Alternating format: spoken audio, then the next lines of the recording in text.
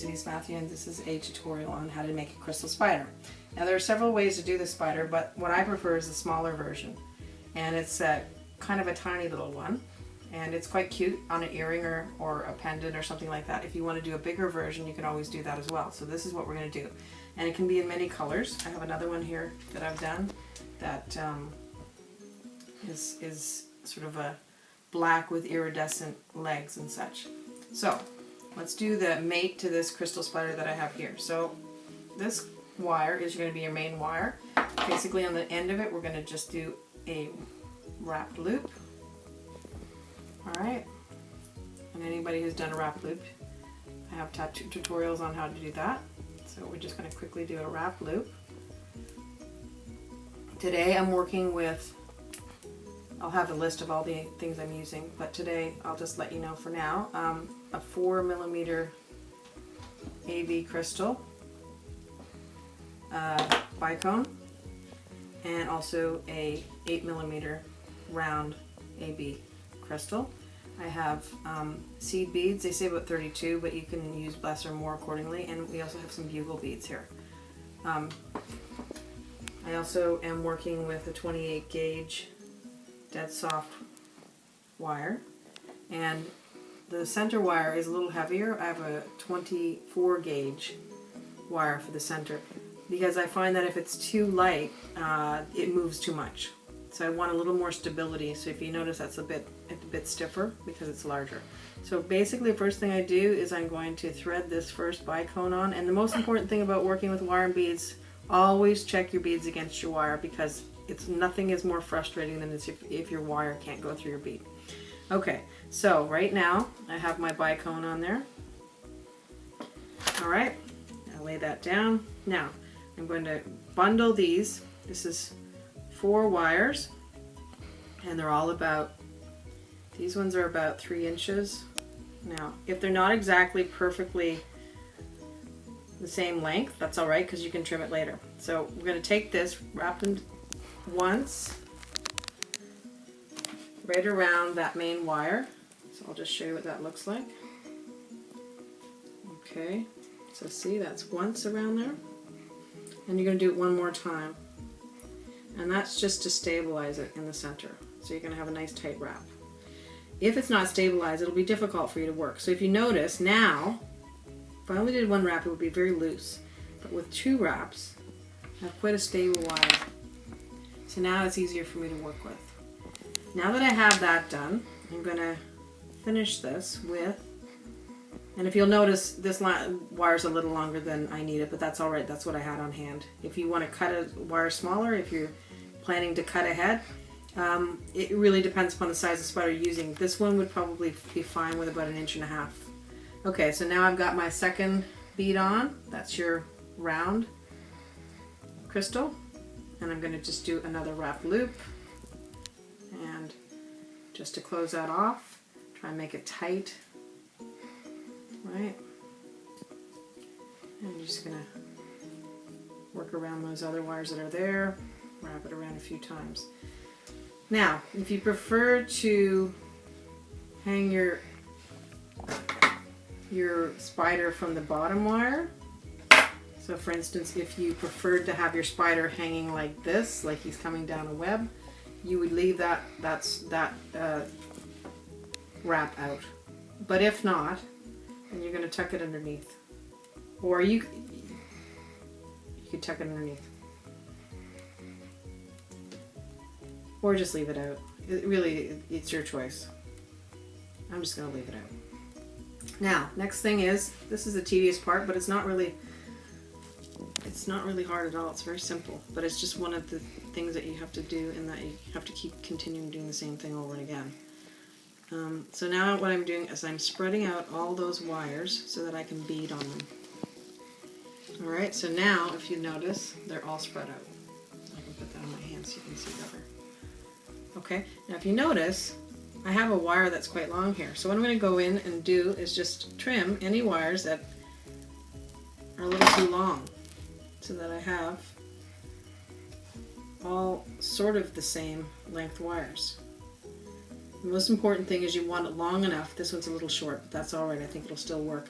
The most important thing is that you want all your wires to be the proper length so that you can get all the beads on it. So now I'm going to start stringing. Now, unfortunately, these are clear, so you won't be able to see so well, but I will show you afterwards. So I'm doing 3 clear. Now you can, again, you can use whatever seed beads you have on hand. These are the standard seed beads that you can get at any dollar store, or you could get them at Michael's, or you could get them pretty much anywhere. These are very easy to come by. And usually they come, I got a set of several different styles and colors of seed beads for only $2. So, and there's something that there's quite a bit of them. Now, because it's clear, it takes some time to get on there. Now, these are the bugle beads, and it's a gold bugle bead. And those are just colors I had on hand and the colors that I picked, and I think they look kind of nice together. So now I have 3 crystals. Again, a little difficult to see because it's on silver, and then I have the gold. Alright, so now I'm going to go 3 more. You can make your legs shorter, or you can make them longer. You can make them all seed beads if you prefer. And sometimes you can just do 1 seed bead in between all your bugle beads. It's really up to you, your choice. So let's continue on. We're going to do 3 more here, if I can get them on. They're being finicky, but we will get them on.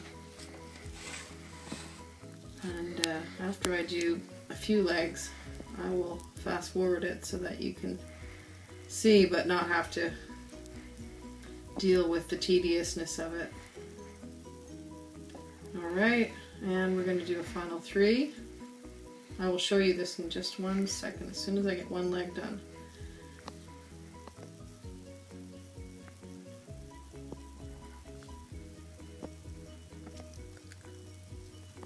Okay, last one on, and we have it in. So now we have 3 bugle, 3 bugle, 3. Okay? And that's what we're doing. Now, if you notice, it's kind of a long end.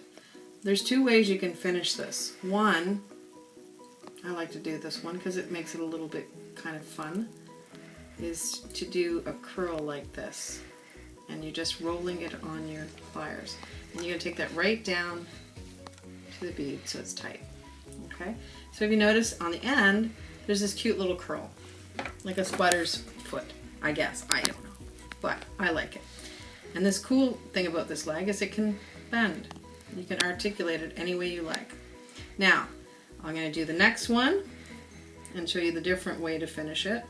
Now you can work on one side all at once, or you can work on the other side. It really doesn't make a difference. As long as you have those middle wires stabilized, you're good to go.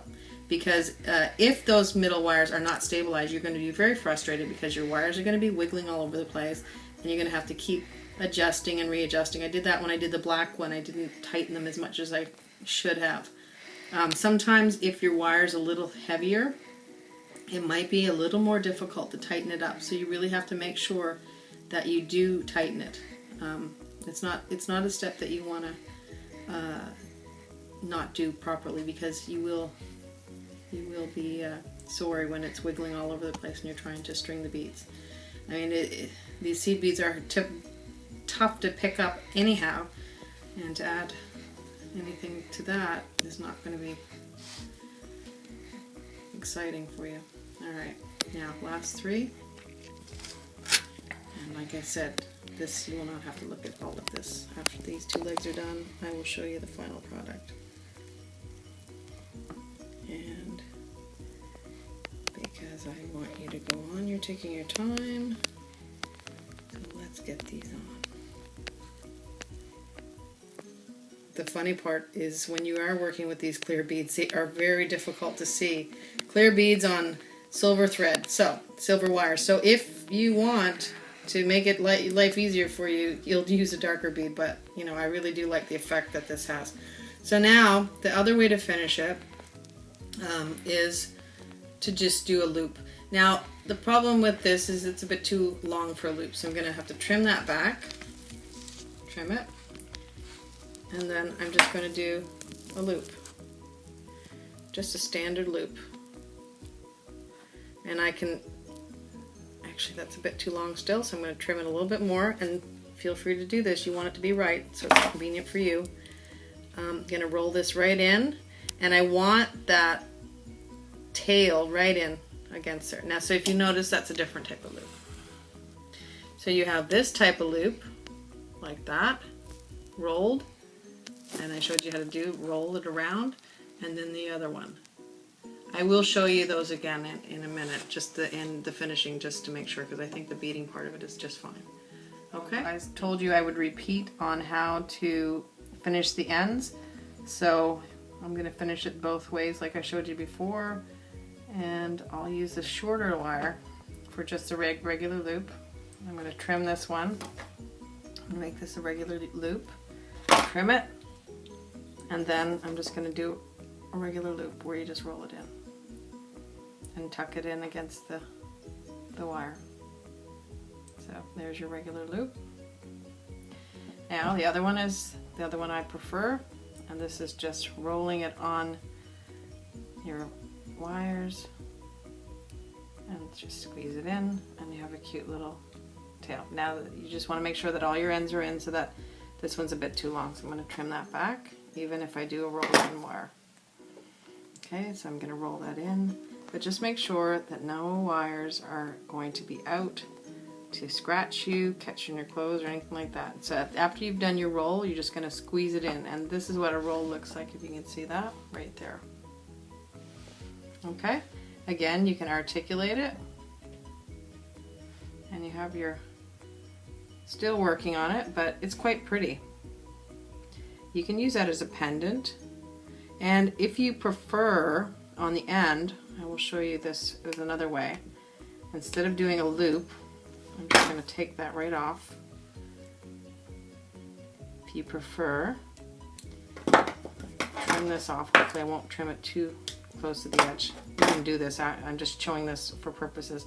So if you want to just do it like that, you can just roll another loop in and squeeze it in. I cut it a little short, so you wouldn't cut it as short as I did, but just do that right like that, and there you have a finished part, so it's not so much sticking out for you. Okay, so that looks good. Alright, okay, so now that's finished. All you have to do is either string it on a wire, or you can put an ear wire on it, and you have yourself a lovely pair of earrings. Now, these are ready to go if you want to wear them for Halloween, or if you like spiders a lot, you could just wear them all the time. The only thing I do suggest is that if you, even if you're using more inexpensive materials for the main part of the spider, that you might want to invest in a good pair of sterling silver ear wires, and that will just allow you to wear it more often and without any irritation. Some people have no irritation at all with the inexpensive wires, but if you happen to do it, then it is worthwhile to invest in those. Anyway, that concludes the tutorial on how to make crystal spiders. I hope you enjoy it, and like if you like it, and subscribe and share if you like as well. I will talk to you soon. Bye.